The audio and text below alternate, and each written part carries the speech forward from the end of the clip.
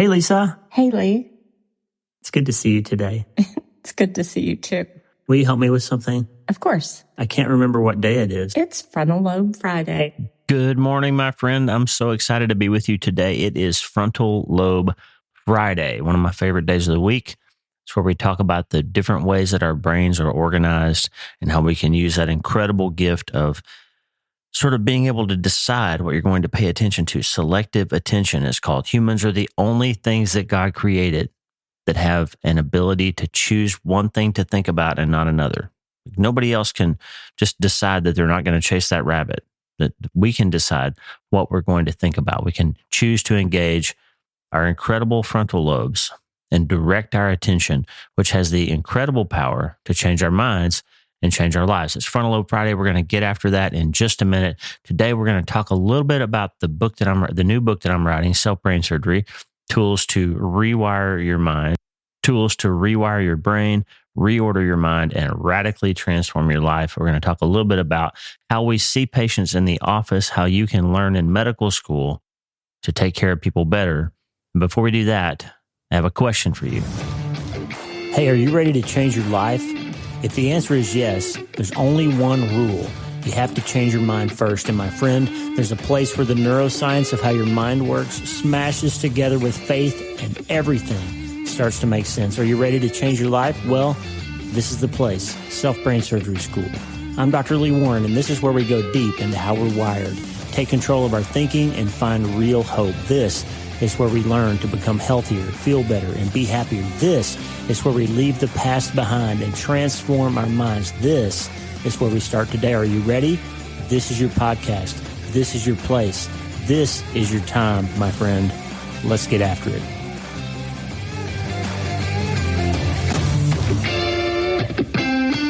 All right, you ready to get after it? Here we go. So when we go to medical school, we learn how to assess a patient and we learn how to document that. And if you're a patient, you most of the time these days have access to your own chart electronically. In the old days, you'd have to go to the hospital and request your medical records and sign a form and sometimes pay a fee. And you'd eventually get a copy of your records. You could see what the doctors and the nurses wrote down about you. But now you can see that in real time. If it's common nowadays, I spend a fair amount of time every week. Somebody calls the office and says, "Oh, Dr. Warren said this, but I actually meant that," or he said it happened on Thursday, it actually happened on Wednesday, or whatever. And we have to spend some time going back and correcting the record and trying to make sure it jives up with what actually happened and all that. So the fact is now you have the ability to go and read your own chart. And that's important. Reading your chart is understanding the things that are happening to you and objectively assessing whether they're correct or not. It's important. So it's good. It's good to have access to your own record.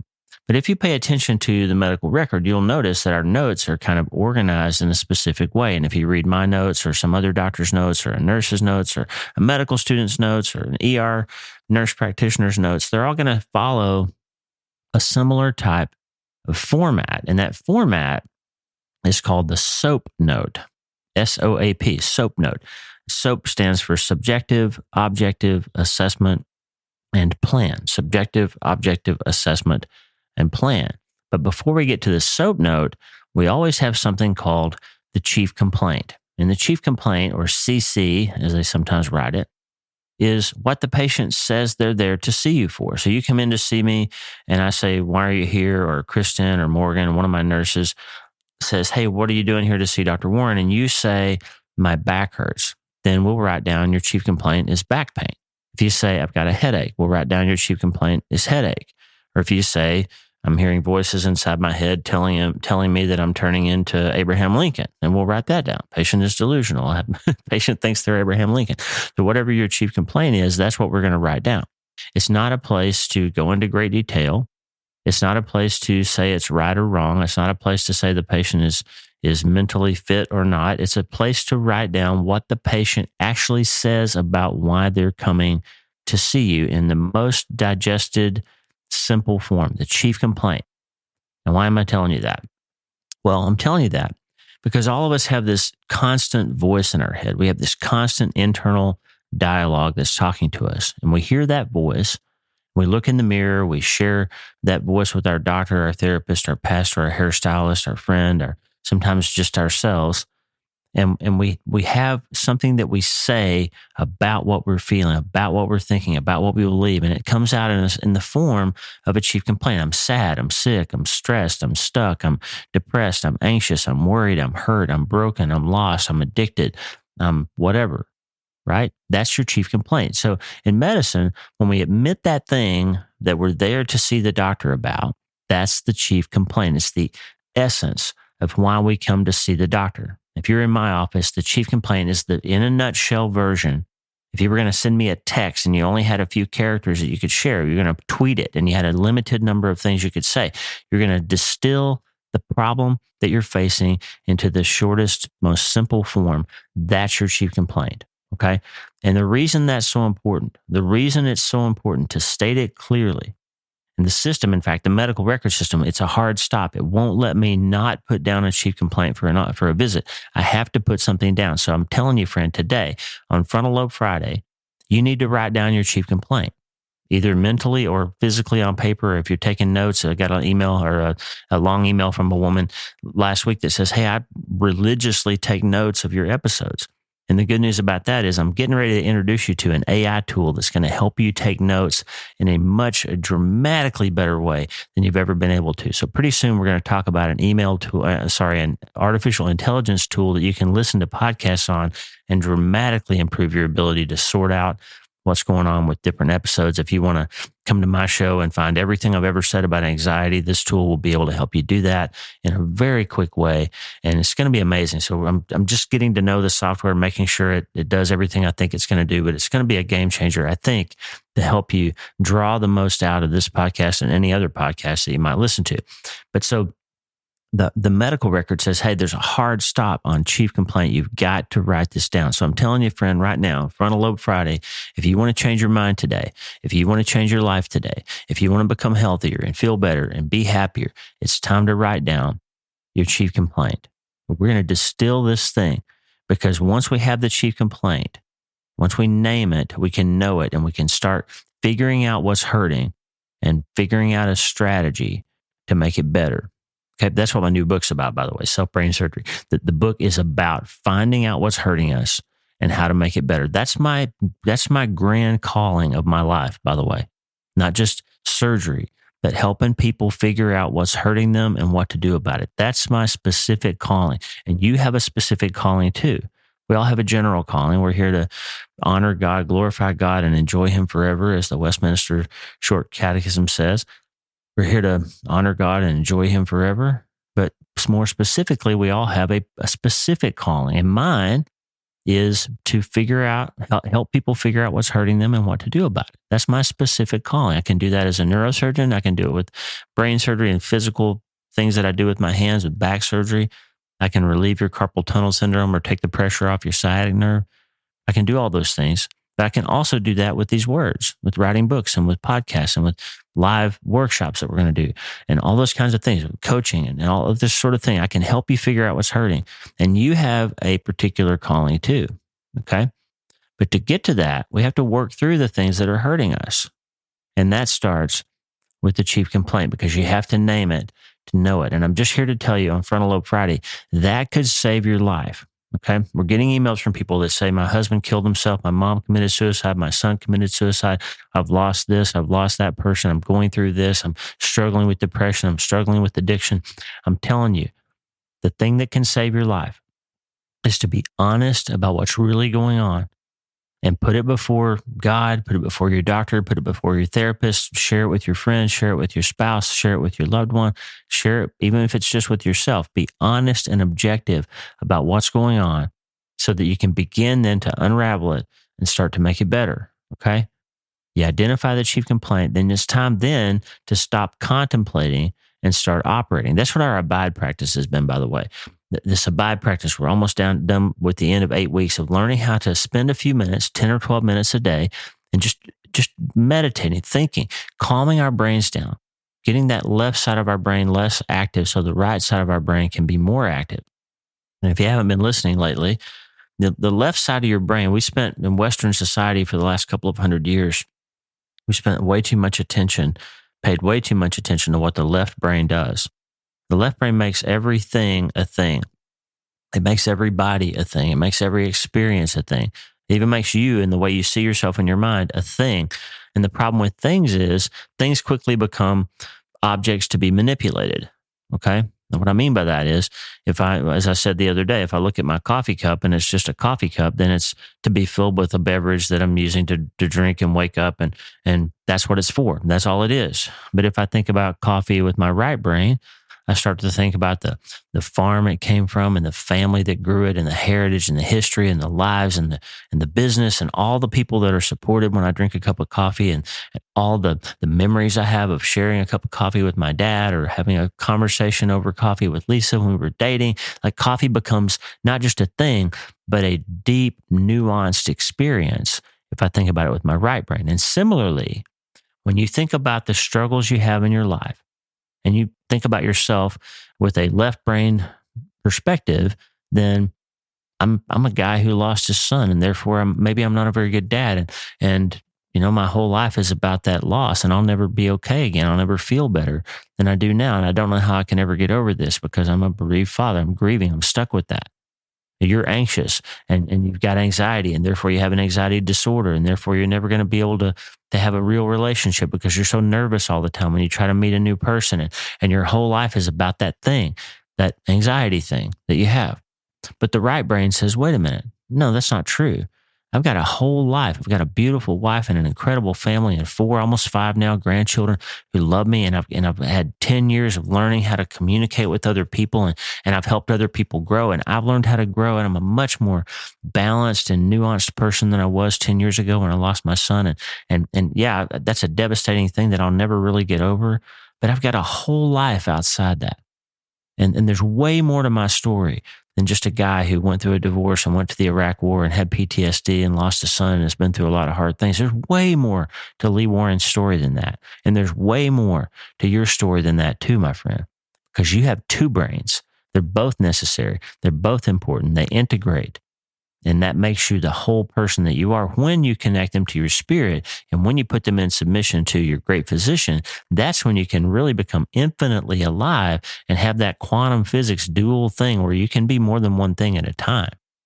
And so we start with the chief complaint, because that's when you're able to begin operating and dealing with the things in your head that are hurting you. Because it turns out that you can. In fact, I would say you must become your own brain surgeon if you really want to learn how to get well. And you might say, wait a minute, doc, you're the brain surgeon. I didn't sign up for that. Well, here's the bad news, okay? The bad news is that your brain is constantly changing. You're not even the same person cellularly as you were when you started listening to this podcast.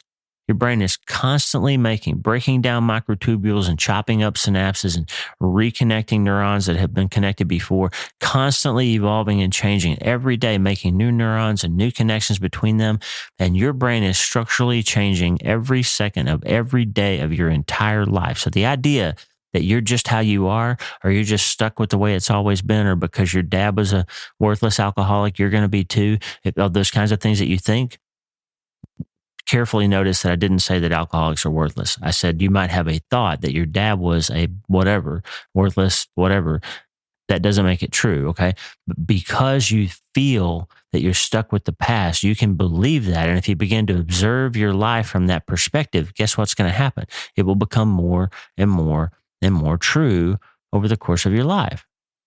And so the fact is, you are a brain surgeon because that's happening. That process of rewiring and reconnecting neurons old and new with synapses old and new is automated and will happen even if you don't direct it with intention. Your brain is being formed and shaped by your past, your genetics, your experiences, your circumstances, and your thoughts, whether you direct it or not. Your brain is being shaped, and you better do it yourself or it's going to happen despite you. And think about most things that you don't purposely and carefully steward and direct. Imagine if you planted a garden. Lisa planted her garden in a few weeks. She goes out and puts tomatoes and squash and asparagus and rhubarb and maybe some avocados, or I don't know what else she's going to plant. Probably not avocados. That was a silly thing to say. But let's say she plants all this stuff in her garden. And then she just walks away and leaves it be. Doesn't water it, doesn't fertilize it, doesn't spray it for bugs, doesn't do any of those things, doesn't harvest it.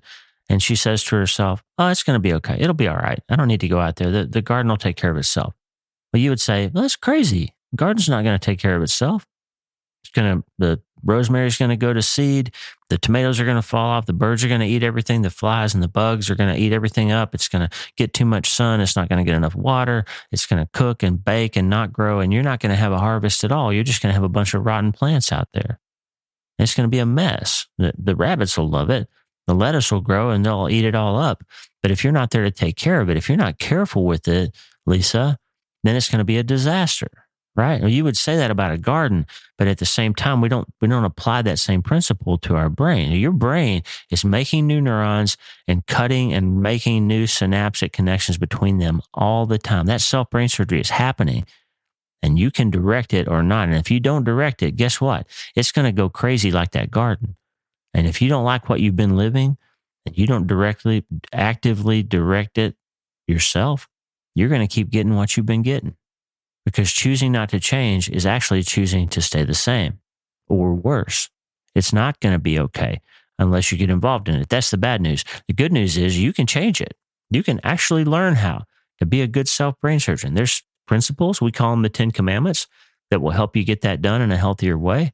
And there's a whole bunch of operations. It starts with the thought biopsy and learning how to take your thoughts captive and learning how to change your mind. Like Romans 12:2 says, don't conform to how the world and the pressures of everything you're going through wants you to feel and think, but rather be transformed by the renewing of your mind. You can choose to take hope. You can choose to flex the engine of hope and remember and move towards God's promises. You can choose to change your mind radically and it'll change your life. It's time to stop contemplating and start operating.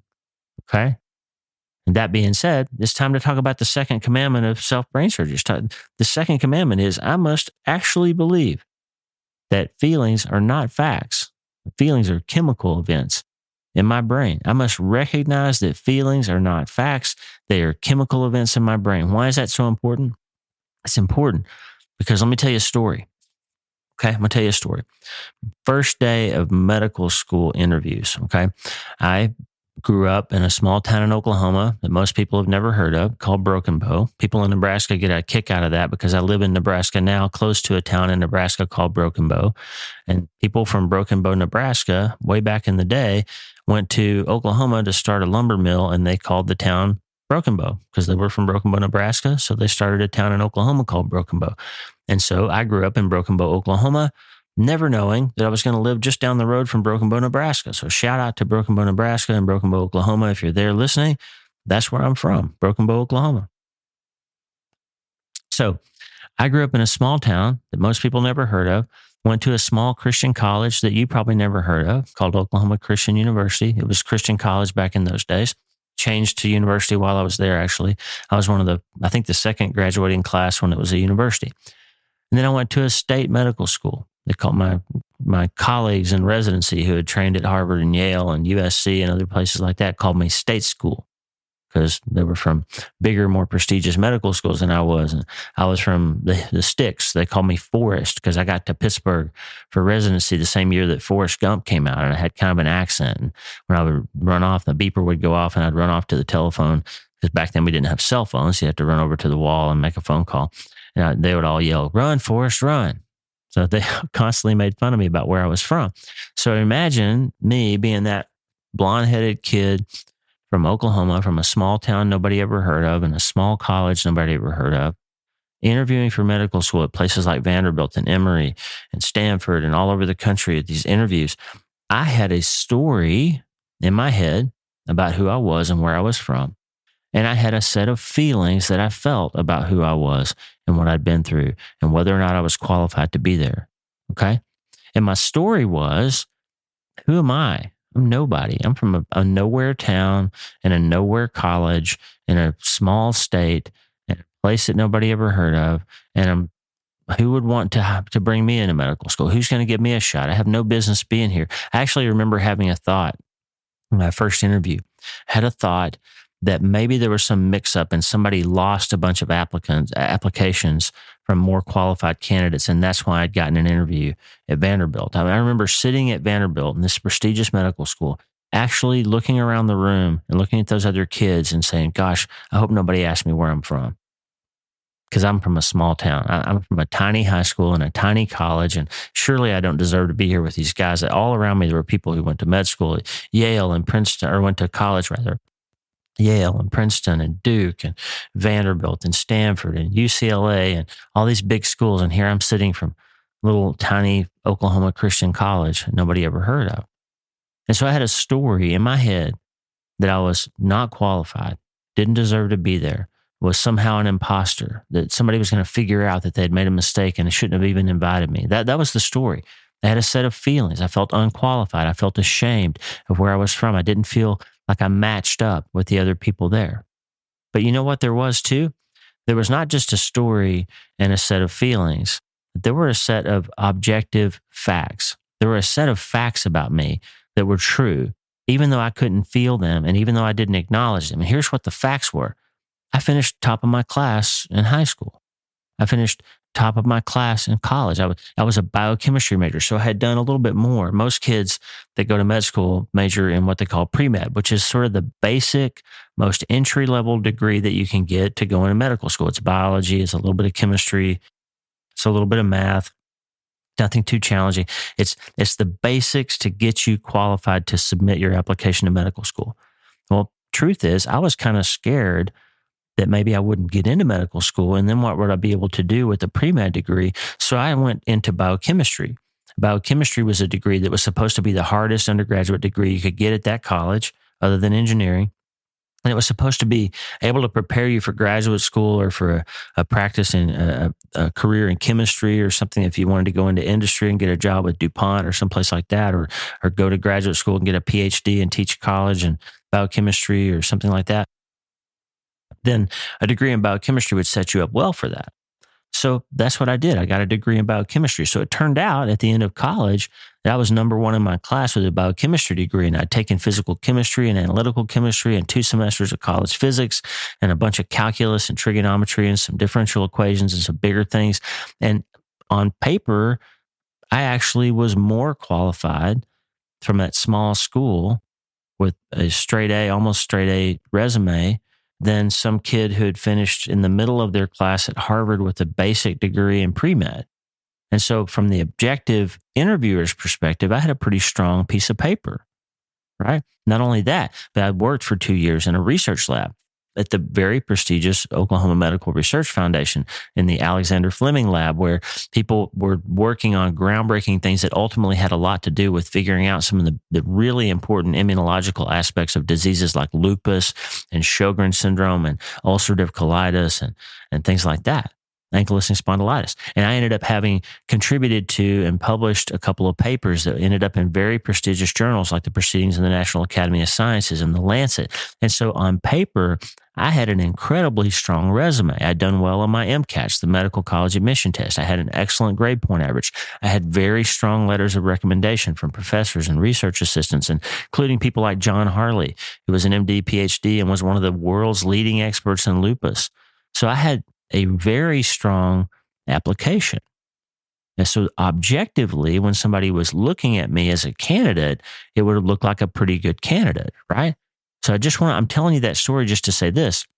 You can have a set of feelings and you can have a set of facts, and they don't necessarily line up. And from a brain science standpoint, your brain makes you feel all kinds of things. And feelings are designed in your brain to point you towards something that's going on. They don't tell you what's going on. They just tell you that something may be going on. So in other words, chemically, fear, as we've talked about before, fear feels like fear regardless of the source of the fear, okay? So a good example of that is if you are walking through the woods and you look down and you're about to step on a giant rattlesnake, your brain is going to trigger a chemical event and electrical events that make you feel afraid, and you're going to jump backwards and run away because you're about to step on a snake, right? Well, if you also are walking across your kitchen floor and your peripheral vision catches something sort of long and tubular on the ground, your brain may tell you there's a snake down there, and you may trigger the very same set of fears and physiological reactions as you did if there was a real snake. Only the difference is it's a paper towel that somebody dropped, a towel holder that somebody dropped on the floor, and in the dark, your peripheral vision caught it and you thought it was a snake. but it's not a snake.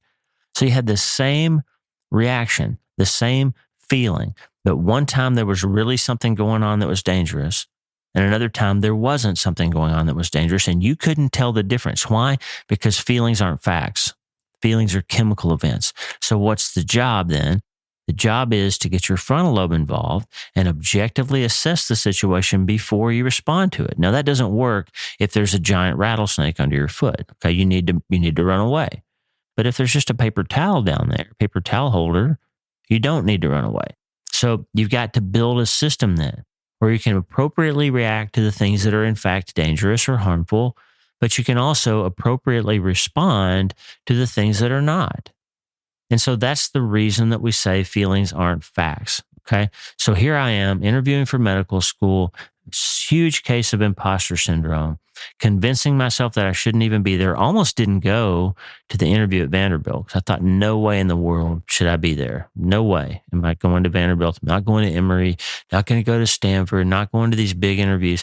I'm just going to go to OU. And I ended up going to medical school at OU, by the way, University of Oklahoma, because some wise person, John Harley, convinced me that medical school is just the beginning of your education, and that all medical schools, because they have to have the same assessments of their students at the end, they all have the same standards, and everybody that goes to medical school and graduates well gets the same training basically. And this residency training where you become who you're going to be and your specialty. And for me, it turned out to be staying closer to home and getting the scholarship from the Air Force. That turned out to be a much better financial decision for me. And it turned out to be an outstanding education for me. So I stayed home and went to OU. But at that time when I was interviewing, I had this imposter syndrome and I didn't think I belonged anywhere else. But the truth is, feelings aren't facts. And you got to learn how to biopsy your feelings. Okay.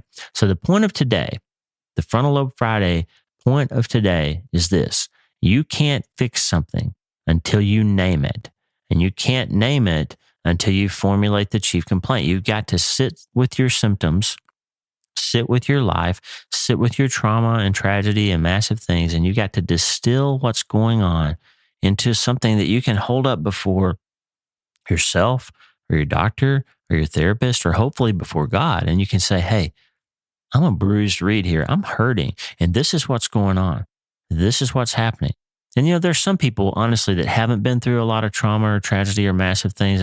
N.T. Wright is a theologian that I read a lot. He's one of the most well-respected theologians in the world. And he writes in one of his books that he's the least bereaved person that he knows. He said, I haven't lost anybody except parents that were supposed to go up before me, haven't lost a child, haven't been through a divorce, haven't had a bankruptcy, haven't, really ever had any health issues. I'm just the least bereaved person I know. So he's honest about that. And you might be that person too. But I guarantee you that even if you haven't been through some kind of massive thing, there's some issues in your life that you deal with when you think of yourself in the quiet of the night, or when you look in the mirror. You've got a story, you got a set of feelings, you got a set of things you've been through. And even if you have a really healthy self-esteem, maybe you feel stuck in some way. Maybe you feel like you aren't quite performing as well as you should. Maybe you feel like you haven't managed your finances as well as you should have. Maybe you are frustrated because you can't break through with some health issue, or because you can't quite get yourself in a habit of working out or losing some weight or handling your diet in a different way. But there's something in your life, if you're honest, that you need to sort of present to the Lord and try to square away, to try to achieve some higher level of performance if you haven't, or to overcome some problem if you haven't. So regardless of whether you've lost a child or been through something hard, or you're dealing with something hard, or you're in the middle of something that's just devastating, or you just feel like you're kind of stuck, or you need to perform a little bit better, or you're not quite where you thought you would be at this point in your life, or whatever it is, you've got to formulate that chief complaint, my friend. You got to be able to name it, to know it. You have to be able to put it on paper. It's a hard stop. You can't go through the rest of the visit, the rest of the charting, the rest of the diagnostic work, the formulation of the assessment and the plan of what we're going to do next until you name it and know it and formulate it as a chief complaint. You can't do that until you start recognizing that feelings aren't facts. And there's some things that you need to actually biopsy and identify so we can get to the root of the real issue so that we can start making progress with it. And you know what the good news about all that is, my friend? You can change your life. And you can change your mind. If you get the chief complaint out there, then we can really get after it. We can stop contemplating and start operating. And even here on Frontal Lobe Friday, we can start today.